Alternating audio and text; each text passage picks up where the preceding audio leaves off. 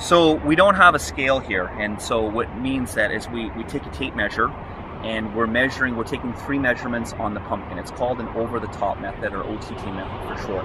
And that method then takes those 3 numbers and puts it, we add them up, and then we put it into a table, and the table is accurate within about 5 pounds. So what we're going to do is we'll do the measurements, and the one that I'm going to do right now is the circumference of the pumpkin parallel to the ground. So I'm starting at the stem end, and I'm going around the widest part of the pumpkin, following the contour across the bloom right here, and then I pick it up back on this side, and I'm going across the widest portion of the pumpkin again. And as I was saying, we're lucky because we have run out of tape here. So what it means is I'm going to grab the tape and pick it back up with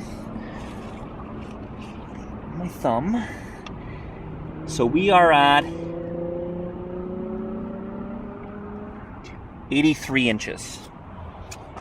And I think our last measurement we're at 84 inches. So then we're going to take those 3 measurements, we're going to add them up in a calculator, and we are at 200 inches of total measurements. So between the circumference parallel to the ground, and between the side to side and the end to end measurements. So when I apply that onto the table, 200 inches looks like this. We just follow it down and along, we find 200 inches, and that is equal to 183 pounds on this table. And this is the sort of the standard OTT chart.